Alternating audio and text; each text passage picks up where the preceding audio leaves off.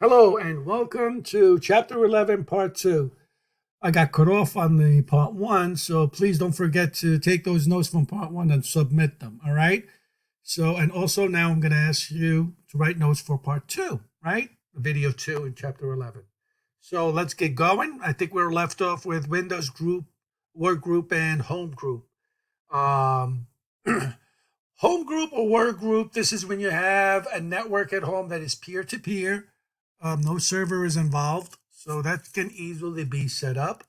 Um, when you have a network, when you are connected to a server, then you have something called with Windows domain. So please write the following down.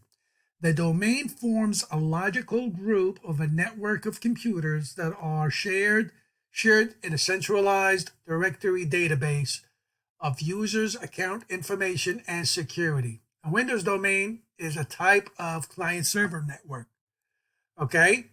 Also write down the definition of Active Directory because it could be in the cloud with Azure or it could be locally on a server. So Active Directory is a Windows server that controls a network using the active database called Active Directory. All right. There is the Azure Active Directory, Azure AD. It's the same thing, but it's not locally, but it's in the cloud.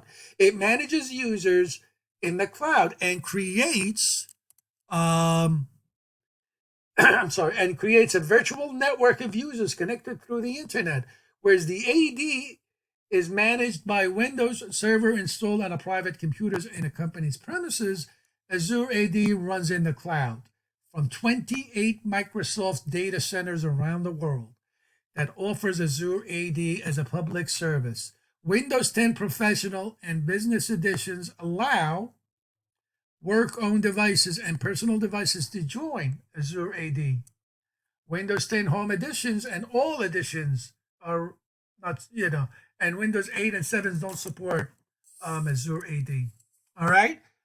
We're connected through Azure AD, and I'll show you that in a second. There are three ways for Windows 10 to join a domain. You can join domain join, Azure, or bring your own device join. Let me show you when we do the Azure. If you go Control, let me see, Windows X, you go to Settings, and if you go to Accounts, and you go to Access Work and School, and you see connected through the Azure AD. All right, so I'm joining in. You can change that if you want to. You can configure, add, and remove, and do, but that's how you would do that. All right, domain setup. So you'll do the same thing. Computer if you want to do the domain setup, so what you would do is open the system window and under the computer name, domain, and group works, click on change settings and you'll be able to do that. So let's do Windows X. And what you want to do is you want to go to system. And when you go to system, it says to go to the computer name. Where are you here? Name of this PC. This is what you could do. Well, actually, I don't want to change the name. Computer name, where is it? Set the default security right in here under support. Have a questions. You can do the BitLocker setting, by the way. You can change the product key, support system info. You can get it from in here. I'm not mistaken. You can go right in here and change the settings right in here. And when you click on change, all right, you can click on domain and you can type in the domain that you want to join in, right? So that's how you would join in a domain setup. All right. So you just go to the system and you'll be able to do that. All right. Public and private networks. A couple of things you need to know and remember. With public networks, when you are using a public network, so if you connect, let's say to the internet, Microsoft will come up and say, do you want to connect? Are you connected to a public or a private network? So if you choose public, remember this. Please write this down. When you're using a public network, security Windows configures strong firewall settings. It's going to make sure your computer is hitting from other devices on the network, and you cannot share files or printers.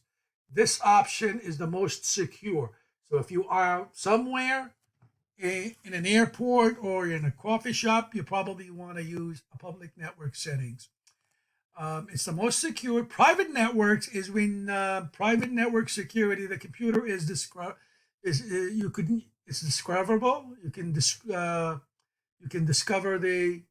somebody will be able to discover your PC, and you can share files and printers. A domain network is when the computer is set up to join a Windows domain, like we did just a few minutes ago on how to set up to join a domain. It yields control for the authentication users and share files, folders. So when you join a domain, because you have to type in your username and password, your username and password is sent to the domain server, the Active Directory, where you are authenticated. And after you are authenticated, then you are authorized, depending on what the settings in the Active Directory, they tell you what to do, where to go, and what type of security, what you have access, what you are permitted to have access or permissions or whatnot. All right, so that what the system administrator sets up on your account, or depending on which part of a group that you are a member of. All right, so that's that for the talking about Windows. Now let's get into being a tech. So being a customer service. So this is very important. This is a test by itself for the A+ certification. So please write the following 11 points down when we are discussing what customers want beyond the technical know-how, beyond being a good tech. That's just half of your work. The other half is you got to be able to, being a professional, being able to communicate. Communication skill is extremely important. All right, so in addition to being an expert in your field, technical-wise, here are the 11 points that you need to keep in mind. Please write those down. Number 1, be dependable and reliable. Number 2, always have a positive and helpful attitude. Okay, so a lot of these are really pretty straightforward. Number 3, listen without interrupting your customer. So I'm actually reading these step by step. So you can actually copy the bold type info that I'm going over with. Use proper and polite language. All right. Show sensitivity to cultural differences. Express patience and honor to those who has physical disabilities. Take ownership of the problem. Okay, don't say I didn't do it, it's not my problem, or anything like that. Portray credit. Make sure you are credible. Right? That's number 8. Number 9, work with integrity and honesty. All right. Know the law with respect to your work, and dress and behave in a professional manner. That's very important. Okay, you are a professional, so make sure the language that you use, the way you dress, you are representing your company. All right, and when you're right, make sure your written and your communication skills are up there all the time. Being able to speak and express your thoughts, oral or written, will open more doors than any degree to you. All right, so that's that. Now let's go to how do you plan for a good service? So here are some points that I also want you to go over. Call tracking software. Software. Most likely, if you work at a desk help, they will have this call tracking software. So if somebody calls in, you put in a ticket for them, you describe what the problem is, and when it's all done, you'll close the ticket. They'll be sent an email that a ticket is open, and when the ticket is closed, the ticket will also be sent to them. So you got to get used to this and get to know what the call tracking software that they have. Number 2, initial contact with the customer. All right, so either you call the customer or the customer calls you. All right, and you want to be able to ask questions as much as you can, solicit information for that customers to get to know what the problem might be, if there is a problem, of course, or if maybe they want to buy something from you, or it all depends on what the customer wants. Interview the customer. Ask them questions. The more you ask, the better. The more you get to know then, is the customer technical? Does he have a lot of knowledge? Or does he know what the problem is? Can they replicate what the problem is? Number 4, set and meet the customer's expectation. Make sure you know exactly what they want to do. Number 5, work with the customer on site and, make sure you listen carefully to what they want you to do. Don't just pretend that you are the expert and you ignore what they want. Work with the customer on the phone. Okay, when you're working with somebody on the phone, make sure you tell them clearly what they need to do. Don't expect them to have the technical skills that you have. Okay, maybe they're only just operate a specific application on a PC. So they may not know everything. So make sure you tell them step by step as if they have no clue about what a computer looks like or knows. So don't ask them to unplug, USBs to C port or something like that. You tell them something that they have no clue what you're talking about. Make sure you be clear in your instructions. All right, number 7, deal with difficult customers. How do you deal with them? What if somebody, as soon as you walked into their site, they started yelling at you because they worked with someone else and with another, with one of your teammates, and you didn't do the job right, and they're blaming you for it. So how do you deal with that?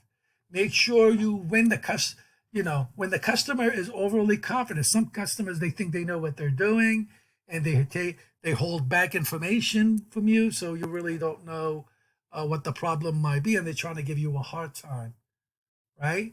So you got to be able to know how to deal with that. Just stay calm, take as much information as you want, and listen. That's very important. More listening than talking is extremely important. Customer is complaining, is constantly complaining. Take that as feedback. Why is he complaining all the time? Maybe once we show him that we know what you're doing and you get things done accurately and you were courteous, you can turn that around. You can turn that customer around. Remember that the customer, number 9, remember that the customer decide when the work is done. Don't tell the customer when you're going to come in and fix the problem, right? He wants this specific problem done at a specific time. You need to get that done immediately. If he needs it to be immediately, or he wants you to wait and get it done over the weekend because they're busy during the week or whatever, or off hours. Okay, they decide when the work has to get done. Number 10, sometimes you need to escalate the problem. Don't think that you can do everything. So if you don't know, give it to your boss or somebody that has a little bit more knowledge. And number 11, you have to be a team player. All right. You're going to be working with teams. You got to be able to ask questions. Yeah, you have to be trustworthy. That's extremely important. Never lie.